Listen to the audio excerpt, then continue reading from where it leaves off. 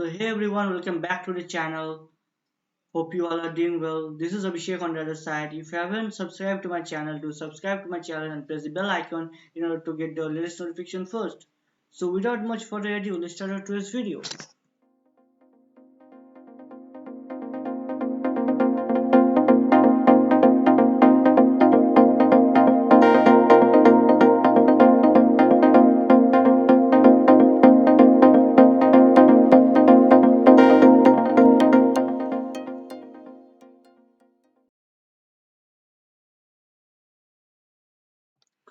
So today we are gonna solve maximum sub-array. Now it is an easy level question from LeetCode. Now the question states that given an integer array nums, find the contiguous sub-array containing at least one number, which has the largest sum and returns its sum. A subarray, it is a contiguous part of the array. So it is a very important question as interview point of view. Now the question says that we are given nums array, right? Where we are given some integers of, let's say, the number of integers be n. Now what we need to do, we need to find the largest sum, right? Now here in this case we can see that if you add up 4 minus 1 plus 2 plus 1, then it will result me 6, right? Now this 6 is the largest sum for this array, and the subarray is actually 4 minus 1, 2 and 1. Now let's understand this question with more example. That we are given an array which contains integers 1, 2, 3, right? Now in this array, each of the integers are actually positive, right? So the largest subarray, if you sum them 1 plus 2 plus 3, then it will be 6, right? But yeah, if you sum 1 plus 2 plus 3, then it is the, now this array is gonna give me 6, right? Now which is the largest sum. Let's take another example which contains integer 1 minus 2,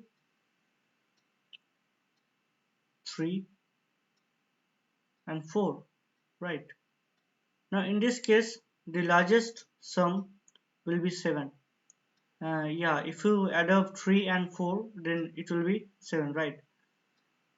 Now let's see how we can solve this problem.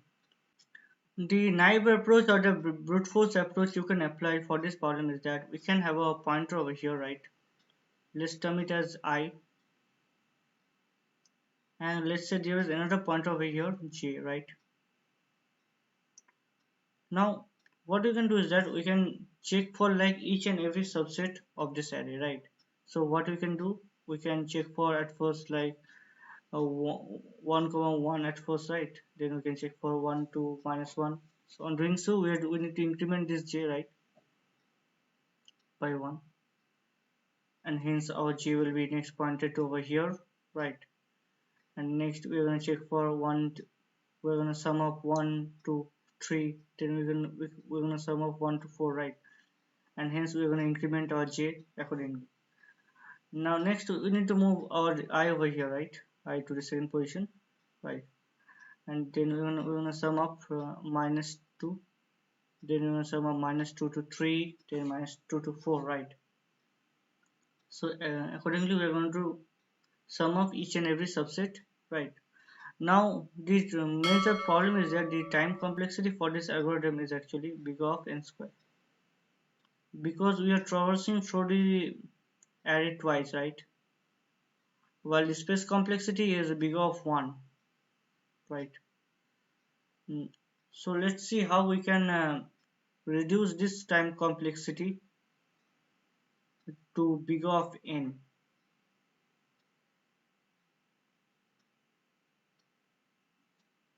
Let's consider an array. So let's consider an array 1 minus 2 3 7, right? And let's say 1 again. Now the largest sum for this array will be, if we add up 3 plus 7 plus 1, it will result to 11, right? Now that would be our answer. Now let's see how we can get this answer using only big of n time complexity. Now what you can do is that we can have a pointer over here, that is at 0th position we can have a pointer, let's say I, right? Then we're gonna have a variable, let's say s, okay, which will be currently 0, right? So let's create another variable where we are going to store the largest sum. So let it name as max m sum, okay, ms. Now this ms is currently having the value as int of mean, okay. Now this guy is currently having value of int mean, right? Now which is the minimum value, right? Now currently our s is 0, right? Now we are going to add 1 to it. So after adding 1 we'll be getting 1, right? So then we're going to update this mx to 1. Now after updating, let me just remove this. Yeah. So now after updating, now current max is, now our current largest sum is actually 1, right? Now next we are going to increment this I. Now I is pointed to -2, right? Now currently our sum is 1, right? So we're going to subtract this -2 sum, right? So it will be, so we are going to get -1, right?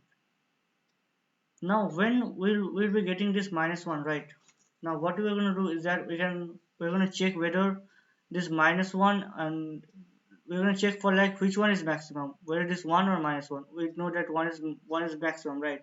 So it will be remain as it is. But when we find a value, when our s is less than 0, right, then before incrementing our I, we need to make this x 0. Yeah, we need to update this x to 0. Once we have done that, now next we're going to increment our I again. Now I will be pointed to 3 again. Again we're going to just sum up 0 plus 3. So this will result me to 3, right? So we're going to check whether 3 and 1 is maximum. Out of 3 and 1, which one is max, right? We know that 3. Now this guy will be updated to 3, right? That is, our maximum will be updated to 3. Now next again we are going to increment this I to 7. We're going to add 3 plus 7, right?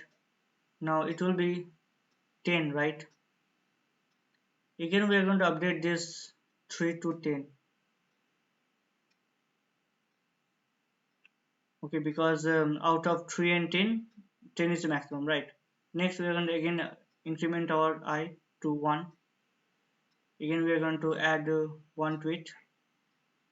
The resultant sum will be 11, right? Now we know that 11 is greater than 10, right? So we are going to increment this to 11, and hence we got our answer. Right, now the time complexity for this algorithm will be big of n, right? Because we are just traversing through this loop only once, right? Only once we are traversing, right?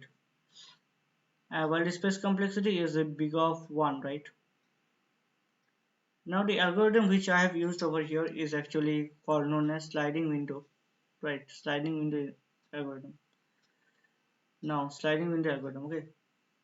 Now we can actually use this. We can actually solve this same problem using dynamic programming also. Now let's see the dynamic programming approach, which would give me the same time complexity, right? So let's see that approach. Now let's come to the dynamic programming approach for this question. So before doing this, we need to have a DP over here, which is probably consuming dynamic programming, right? Which is of size 5 over here, because there are 5 elements right in this array. Now in each index of this DP, we're gonna initialize it to int of mean, right? So we're gonna store this DP with the minimum value, okay. So once we have done that, right, we're gonna make DP of 0. We're gonna store in DP of 0. We're gonna store the 0th index the element present in the zeroth index of this array. So you can consider this is 1, 0, this is 1, this is 2, this is 3, while this is 4, right? So these are the indices we are having, right? So we're going to store 1 over here. Next we're going to initialize s, right? So there is a something we need to do over here. Let's say that we have a negative integer over here. So if we have a negative integer over here, we need to make this s initialized to 0. But if we have a positive integer, and then we can just store whatever value is present in this index. Okay, so since there's a positive integer over here, so we're gonna store 1 to it, right? Now again, what we're gonna do is that we're gonna have a pointer, right? Let's say I, okay, which will be pointed to 2, right? That is index 1. Okay, now currently our s is 1, right? So we're gonna subtract this 1. That is, we're gonna write 1 minus 2. Now this would give me a minus 1, right? Now we know that if we get a some negative, right? What we have done in so if we get, so when our s is negative, right? So we're gonna update this dp. We're gonna write as like dp of 1. We're gonna store the maximum of I minus 1. That is, currently our I is at 1, right? So I minus 1 is actually 1, right? So we're gonna write the maximum out of it, right? Maximum of 1 and minus 1 and this 2 over here, right? Okay, so we know that the maximum of 1 and 2, 1 and minus 2, the maximum out of this, the maximum is actually 1. So we're going to store 1 over here, okay, in dp of 1. Now in sliding window, what we have done, when if we found that our sum is giving a negative number, right? Then we're going to update this with 0. We're going to do the same thing with over here, right? We're going to write 0 over here because currently our sum is, or s is a negative number, right? So we're going to update this with 0. Now then we're going to increment this I to the second index. So in the second index we have 3 as the integer, right? Then we're going to just add 0 to 3. Now if we, now when our sum is positive number, then we're going to update this dp.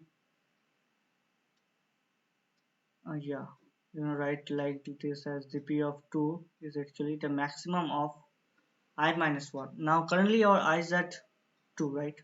So if you see a dp of I minus 1, there dp of 1. dp of 1 is 1, right? So if we find the maximum of 1 and 3, it will be 3. So we're gonna store the maximum of dp of I minus 1, comma, this s, right? So this would give me 3, right? Now again we're gonna increment this I to the third index, right? So currently our s is 3, right? So again we're gonna add this 3 and 7, right? So if you add 3 and 7, we're going to get 10, right? Now since 10 is a positive number, so we're going to check whether out of this 10 and 3, which is maximum. Now we know that 10 is maximum, right? So since we know that 10 is maximum, so in dp of 3, we're going to store the maximum. That is, we're going to store 10 over here, right? Now next, again we're going to increment this pointer, I pointer, to the fourth index. In the fourth index, we have got 1. So we're going to increment this 1. So we're going to add up this word 1 to 10, right? So this would give me 11, right? So out of this 11 and I minus 1, that is for 3, right? In dp of 3 we have 10, right? So out of this 10 and 11, which one is maximum? We have 11 as the maximum, right? So over here we're going to store dp of 4 as 11. Okay, Now since there is no element left in this array, so we have to return a value, right? Now what are we going to return? We're going to return this value, that is we're going to return the number of elements minus 1. The current over here the number of elements is 5, right? So we're going to return, there is 5 minus 1, that is 4. Now we know that dp of 4 is actually 11, right? So we're going to return 11. Now the time complexity for this algorithm is actually big of n, because here in this case we can see that we are actually traversing through this loop only once, right? While the space complexity is actually big of n again, because we are using a dp, right, of size n. Here you can see that we have used a dp of size n, right? And hence its space complexity is also big of n. So now let's check out the algorithm for this question. So now let's see the code for this question. So at first we're gonna declare a dp over here, right? So let's declare dp. Let's write now this dp is of size, that is the size of the array, right? So we're gonna have nums of size as, and we're gonna store the initial value as in min. Now once we have done that, now next thing we need to do is that we're gonna store in dp of 0, we're gonna store the first element of this array. Now the first element is actually we're gonna write as nums of 0. Now in dp of 0 we have stored nums of 0. Now next thing we need a variable. Let's name it as sum, which would where we are going to store. Let's take it empty over here. Now if our nums of 0 is actually a negative number, right? Now then we're going to store in sum, we're going to store 0, else we're going to store nums of 0. Now after doing this, we need to traverse storage array. Now we are going to start traversing from I equals to 1 up to nums of size, right? That is the end of this array. Now over here we're gonna actually have to increment this, right? So we're gonna write it as like sum plus equals to nums of I. So after incrementing this sum by nums of I, we have to check whether our sum is a negative number or not. That is whether it is less than 0.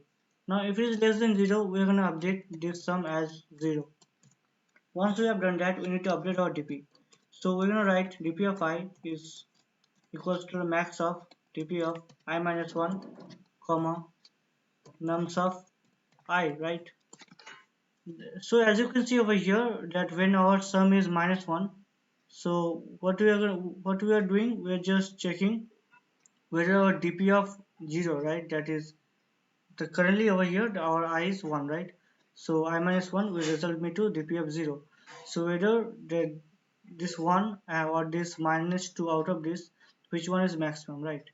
And we're just storing that to dp of I.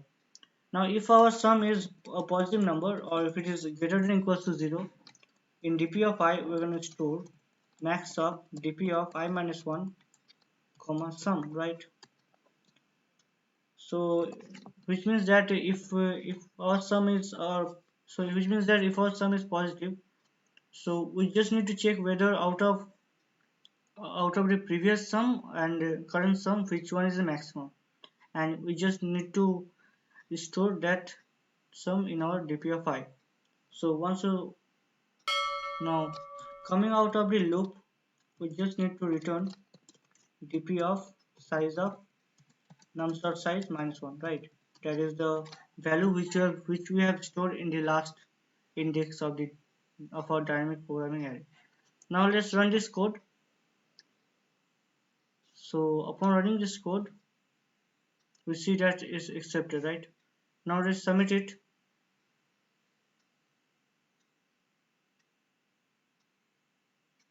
So upon submission, we can see that it is also accepted. So that's all for today. If you like this video, do give a thumbs up to the video, share it with your friends, and don't forget to subscribe to the channel and press the bell icon in order to get the latest notification first. So I will see you in my next video.